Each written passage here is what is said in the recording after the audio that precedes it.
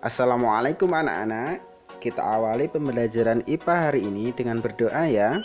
Bismillahirrohmanirrohim. Baik anak-anak, kalau kemarin kalian sudah belajar tentang beberapa macam gaya, sekarang kita akan belajar tentang gaya dan pengaruhnya terhadap gerak.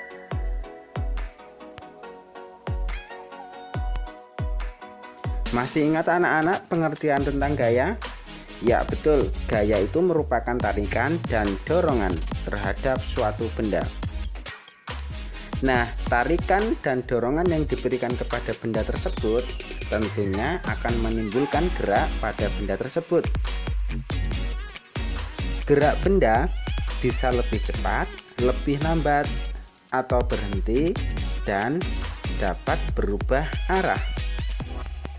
Beberapa pertemuan kemarin kita sudah belajar beberapa tentang gaya, yaitu gaya gesek, gaya listrik, gaya otot, gaya gravitasi, gaya magnet, dan tambahan satu lagi yaitu gaya pegas.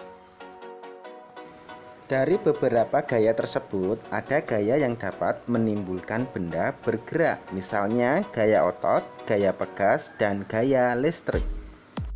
Yang pertama, gerak yang ditimbulkan atau gerak yang muncul karena gaya otot. Nah, gaya otot merupakan gaya yang dihasilkan oleh kontraksi dan relaksasi dari otot manusia. Kontraksi itu artinya memendek dan relaksasi artinya memanjang. Gaya otot banyak digunakan manusia untuk melakukan aktivitas sehari-hari. Misalnya bersepeda, bermain bola, tarik tambang, maupun mengangkat beban.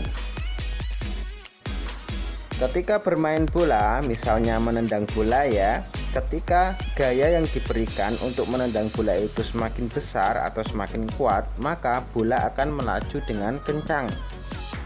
Begitu juga ketika kita bersepeda, semakin kuat, semakin cepat kita mengayuh pedalnya, maka sepeda kita akan melaju dengan lebih cepat pula.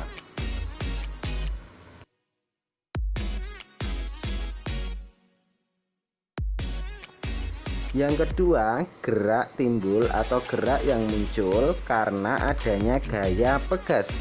Nah, gaya pegas itu merupakan gaya yang timbul akibat adanya dorongan atau tarikan terhadap benda-benda elastis. Apa itu benda elastis? Benda elastis adalah benda-benda yang dapat berubah bentuk saat diberi gaya dan kembali ke bentuk semula saat gaya dihilangkan. Contohnya benda-benda yang terbuat dari karet. Contoh gerak yang timbul karena adanya gaya pegas diantaranya ketika kamu melompat di atas trampolin. Nah, tubuhmu memberi gaya dorong kepada trampolin sehingga trampolin akan memantulkan tubuhmu ke atas. Yang kedua, ketika kamu bermain ketapel. Gaya pegas timbul akibat adanya tarikan terhadap karet ketapel. Ketika tarikan dilepaskan, karet akan kembali ke keadaan semula. Saat itu juga terjadi dorongan oleh karet kepada batu sehingga batu akan terlempar jauh.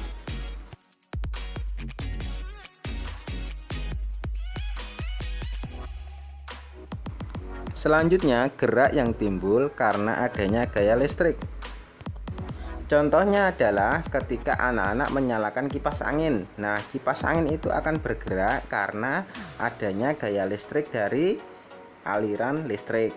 Kemudian yang kedua, anak-anak pernah melihat mobil listrik ataupun motor listrik ataupun sepeda listrik. Nah, itu bergerak karena adanya gaya listrik yang diberikan kepada mobil, motor ataupun sepeda.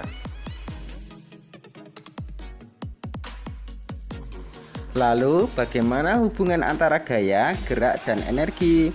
Nah, hubungan dari ketiganya yaitu semakin besar gaya yang diberikan, maka geraknya akan semakin cepat pula.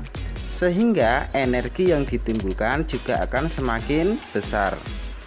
Contohnya seperti yang Ustadz sampaikan di depan tadi ketika menendang bola. Nah, ketika kita dengan kencang menendang bola atau dengan kuat menendang bola, maka bolanya akan bergerak lebih cepat dan energi yang diberikan akan semakin besar pula.